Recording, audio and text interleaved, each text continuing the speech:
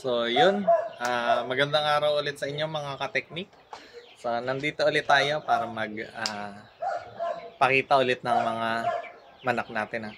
So, sa araw na ito, ang i-feature natin ay ang ating mga Brahma. So, dalawa itong breeder ko.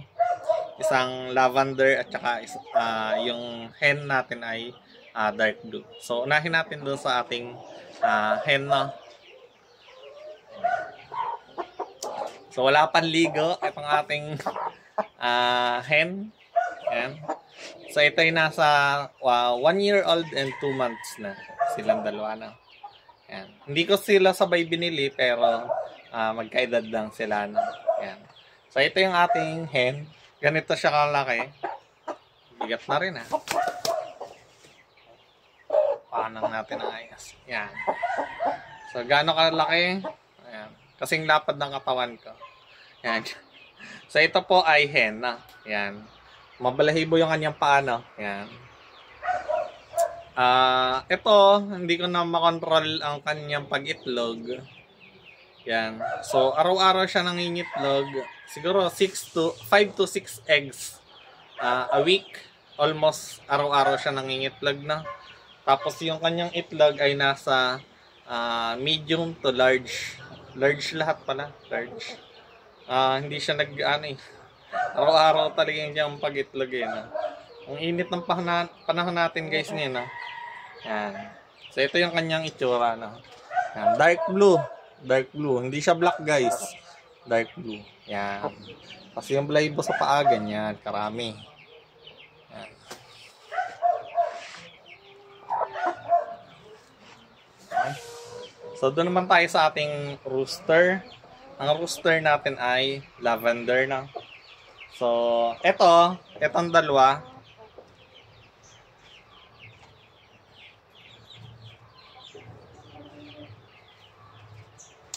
So, yan. Ito yung ating rooster.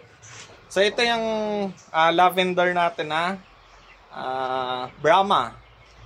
So, yan. Ganyan ka ganda ang balahibo niya sa paa. Ito ay kakatapos lang maglugon, no? So, kahit lugon na yung lalaki, kumakasto pa rin siya. Tapos, nakakapagpasisiw pa tayo. Yung ating sisiw dito ay medyo madami na. Kailangan na nating i-release yung parent natin. Yung parent stock mismo natin ang ating i-release. So, gaano kaganda ang lavender natin. Yan. Medyo maliit lang siya kumpara sa mga classic colors o yung black, light, at saka nung kulay pa yung buff. Yan. Yung pre-classic. Pag classic talaga mga malalaki talaga. Pero ito, malaki din siya guys. Malaki din. Pero hindi siya singlaki ng ibang kulay. So, lavender po ito. Yan. Hindi siya blue. Hindi siya gray. Lavender. Ang tawag dito. Ang ganyan kaganda. Mabalahibo. So, for release na to, sa mga interesado, message lang kayo, kung naman, medyo hindi to budget meal, pero kung gusto niyo yung mga budget meal, yung kaya ng bulsa, may mga pasisiw naman tayo nito, Available po ang from day old to 4 months old. 4 months old, Yan. Nagbebenta na rin ako ng eggs nila. Quality naman yung eggs. Ganito siya. Yan, ito. Sample. So, ito ay mukha lang madumi, pero ano lang yan.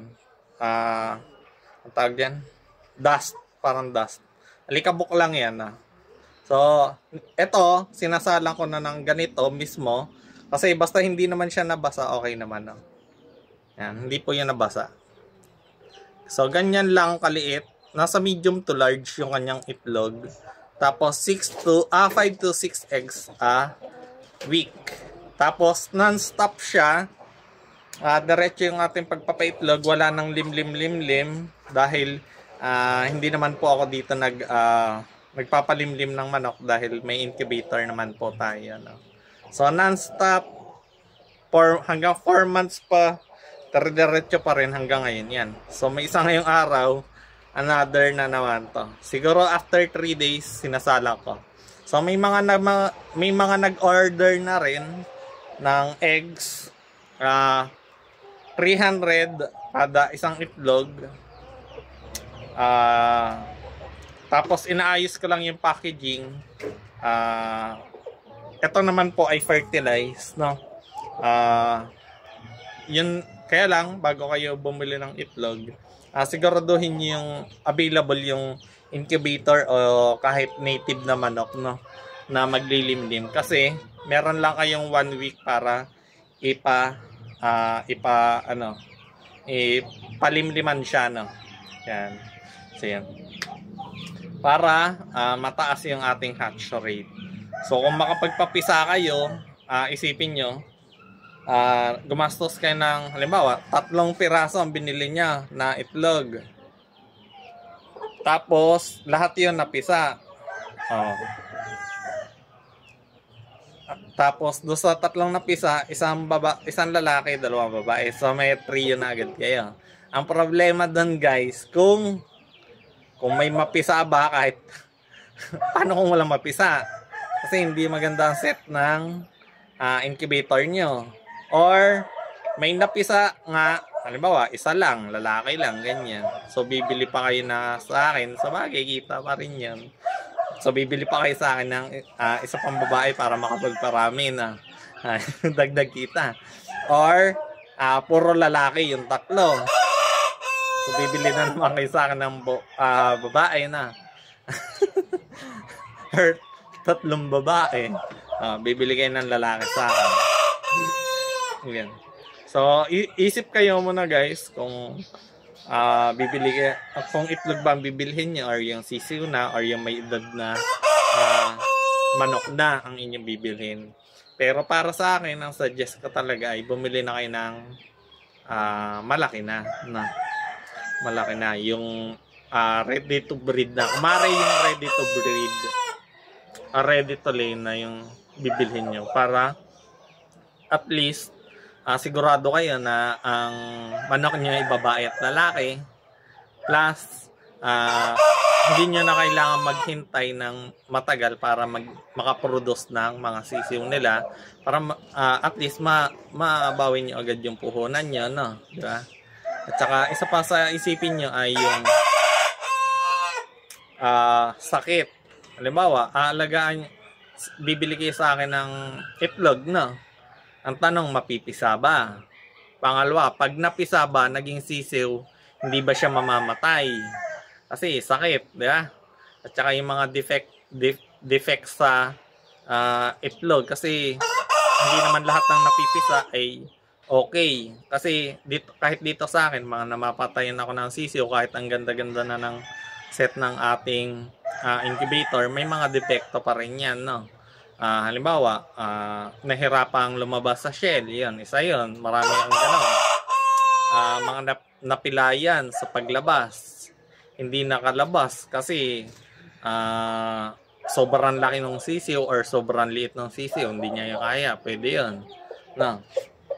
So yun, binibigyan ko lang kayo ng idea na ano ba yung mas maganda na nakunin, kung sisiw na ba, kung itlog ba. Kasi para sa akin, yung malaki na talaga na, kasi mas okay lang, mas okay na hindi ka muna ngayon bumili. Halimbawa, wala kang parang pera, halimbawa, ang pera mo lang pala ngayon ay nasa 1,000 pesos, ipunin mo na lang. After 1 month, di may 2,000 ka na. Di pwede ka na makabili ng dalawang 1-month-old na sisiw na. Tapos after kung ayaw mo ng 1-month-old na sisiw, ipon ka ulit ng 4 months. So medyo malaki na yung mabibili mo na sa 4-month-old na sisiw na. So konting time na lang ang hihintayin mo para makapagparami at mabawi yung puhunan mo, no? Tapos dito pa sa larang ito, hindi lang man yung pag-aalaga ang challenge dito, kung paano mo rin ibibenta na. So pagalingan na lang yan kung paano ibenta. Pwede kang gumawa ng video na tulad nito para mag-introduce do sa iba, sa mga hindi pa nakakaalam ng mga ganitong breed. Kasi yung breed na to ay bago lang sa Romblon. May mga nauna sa akin, may nakita na ako, pero hindi nila binibenta or hindi nila pinapailam sa iba na meron silang ganon. Basta nakikita ko na lang, ay meron pala si ganyan, meron pala si Calatrava, meron pala si Romblon. So, ayan. So, ito, yan yung ating lavender at yung ating dark blue na Brahma. No? So, marami na tayong release dito. Pag may interesado, message lang kayo, guys. Yan. So, ito, hindi to budget meal. Nasa 15. So, kung kaya nyo, message lang kayo. So, yun lang. Bye-bye.